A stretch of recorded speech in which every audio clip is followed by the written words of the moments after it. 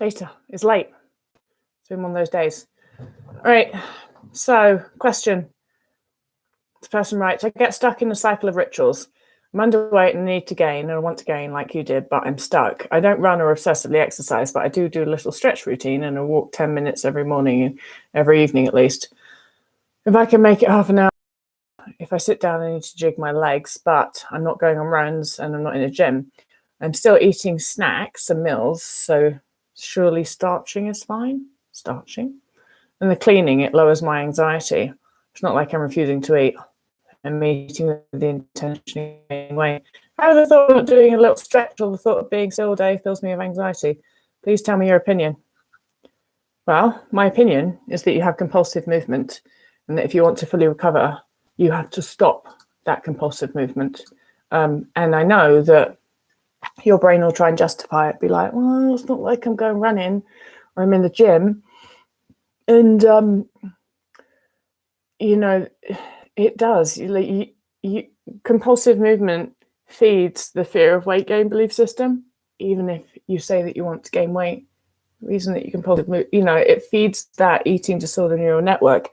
And we need that fear of weight gain belief system and the eating disorder neural network to go away, to become disused.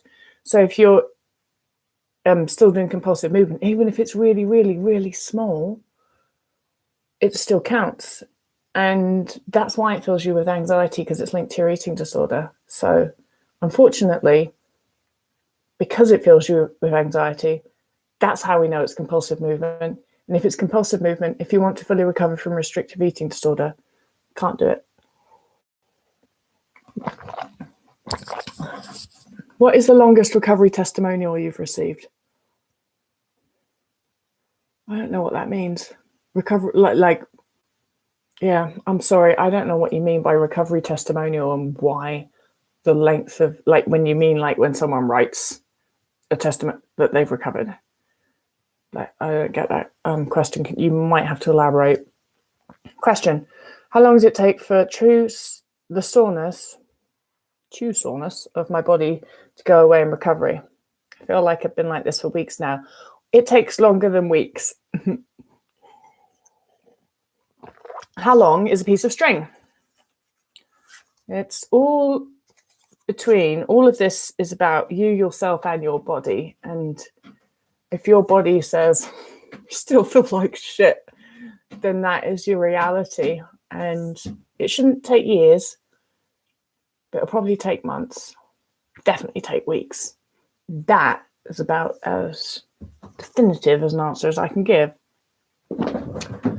Winnie says, my boyfriend used to have anorexia and still has compulsive movement, acknowledges that it's compulsive and it comes to replace manipulating his body. I feel like it's slightly enabling for me. Ooh, so it sounds like you have an eating disorder, Winnie, and your boyfriend also, you say used to have anorexia. I imagine if he's still got compulsive movement, he does still have anorexia, wouldn't you think? That's probably a difficult relationship if you're in recovery, isn't it? To be with somebody that is also doing compulsive movement and basically engaging in behaviors like that. Mm-hmm. So your question, I feel like it's slightly enabling for me. It sounds like it is. Oh, there's more. Am I being weak, or is this an unhealthy environment for me? I can't necessarily answer that question reliably because I don't know you well enough. Like, some people can recover in any environment. Some people could recover in that environment. Some people couldn't. You just have to know yourself. If you're asking me the question, is this unhealthy for you? I imagine it's because you're struggling with it. And so trust yourself, trust your gut instinct there. If you think it's not working, then maybe you need to see what you could change. Okay. My little pink cupcake. What do you do when you really want sweets, but even if you have just a tiny bite, it makes you sick?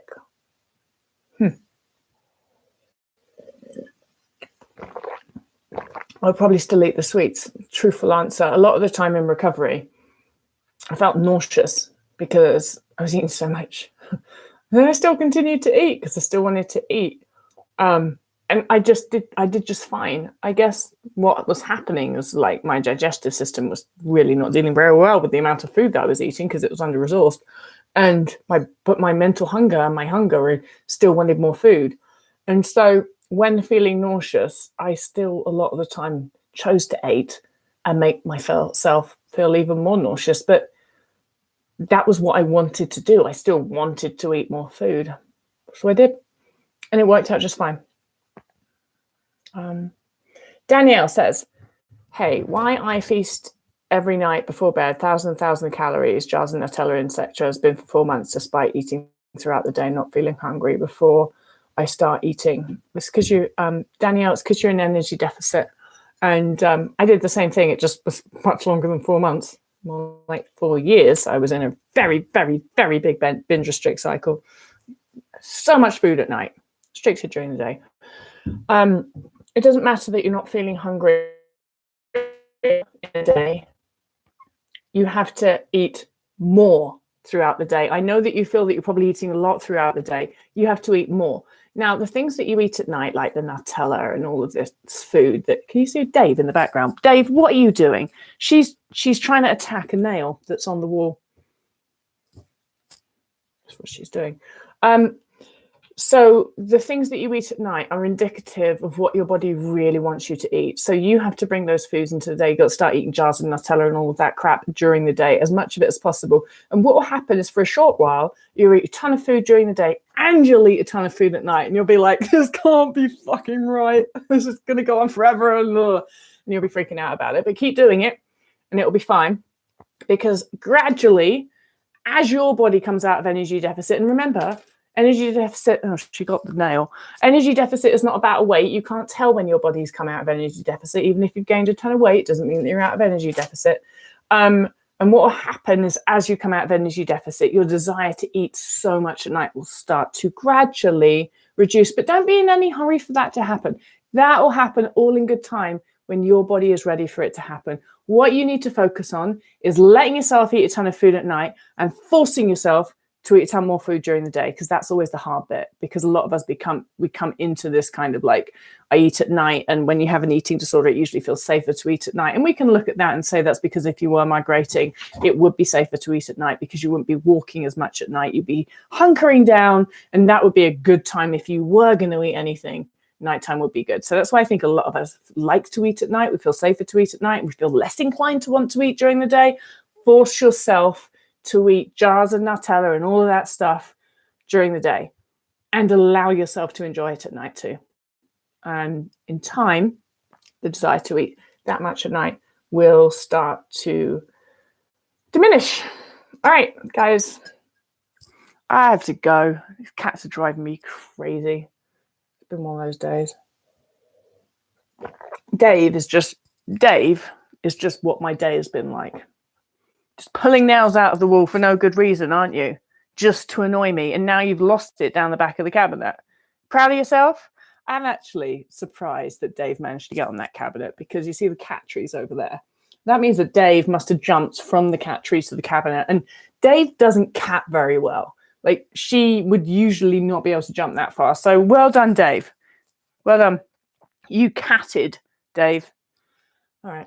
Maybe I'll see you tomorrow. Bye.